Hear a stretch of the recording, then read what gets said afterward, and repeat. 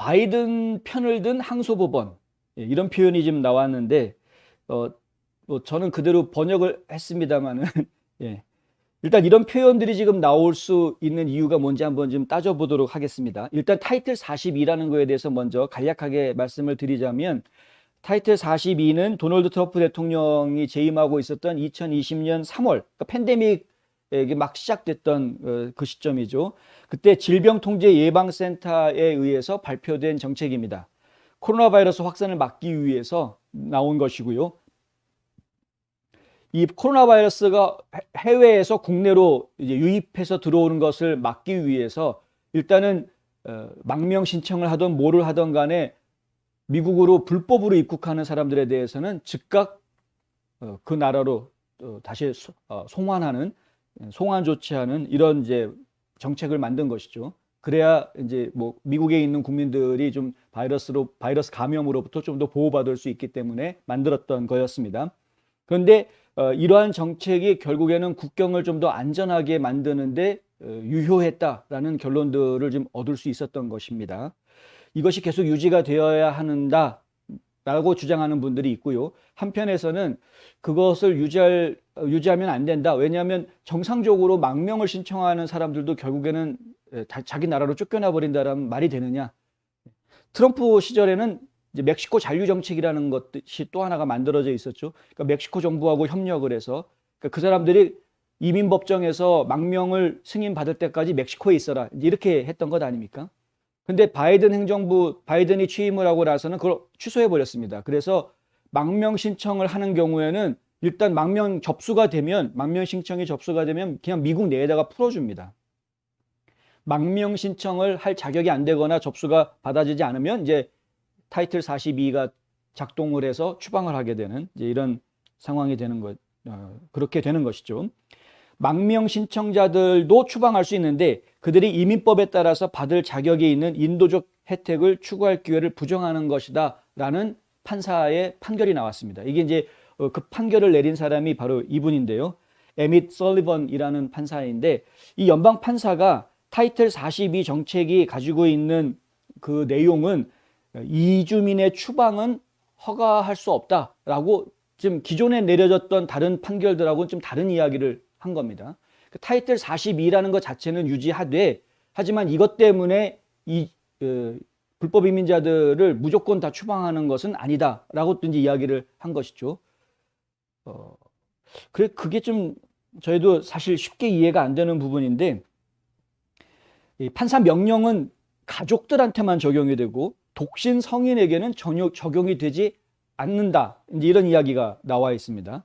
아이가 없는 젊은이들과 가족의 남편들은 월 5만 명의 비율로 국경을 몰래 건너는 것이 허용되는 셈이다라는 분석도 나왔습니다. 그러니까 원래 타이틀 42를 전체적으로 다 적용을 하게 되면은 전부 다 내보내야 되는 것인데, 그런데 그렇게 하는 것은 맞지 않다. 망명 신청을 한 사람들이 보호받아야 한다라는 그 법이 따로 있습니다. 이제 그 망명자들에 대한 보호법이 따로 있는데, 이 법안을 유지하기 위해서는 타이틀 42에서 망명 신청자들에 대한 부분은 제외시켜야 된다. 예외로 봐야 한다. 이렇게 이야기가 나온 것이고요.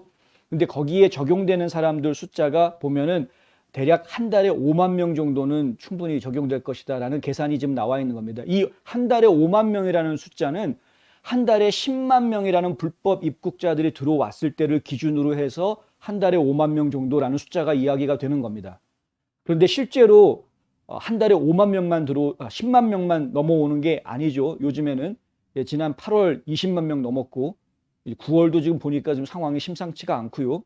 그리고 더 심각한 거, 지금 10월 달에는 아예 마요르카스 장관이 직접 자기 입으로 얘기를 했습니다. 여차하면 35만에서 40만 명의 미입국자들이 발생할 수 있다라고 국토안보부 장관이 자기 입으로 그렇게 이야기를 했습니다. 굉장히 많은 사람들이 이제 몰려오는 것이죠. 그럼 일부가 타이틀 42가 적용이 돼서 추방한다고 하더라도 상당수의 사람들이 미국 안에 여전히 풀려날 수 있게 돼 있는 시스템이다. 지난번에 저희가 보도해드린 바와 같이 지금 미국에 가지고 있는 이민법 중에서 그 난민 신청, 망명 신청, 이 망명에 대한 이 규정이 일종의 하나의 지금 구멍이라는 것이죠. 이민법에 아주 굉장히 큰 구멍이 뚫려져 있는 겁니다. 지금 남부 국경이 뻥 뚫려져 있는 것처럼 그 뚫려져 있는 겁니다. 사실 그 이민법의 그 망명 신청 조항 때문에 사람들이 이렇게 무조건 국경에 와가지고 일부러 잡혀주는 겁니다. 나 잡아라 그러고서 이제 나와가지고 나 딱 잡으면은 나 망명할래요. 이제 그렇게 되는 거죠. 이게 참 심각합니다.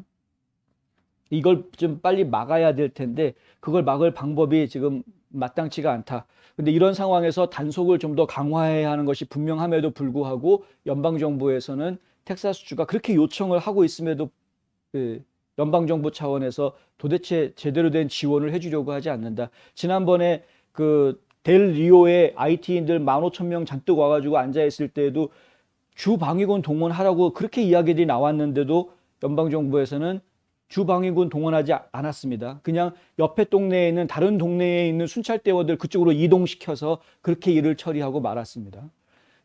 그들이 델 리오에 가 있는 동안 그들이 원래 지켜야 했던 다른 동네들은 지금 뻥 뚫려 있었던 상황이다.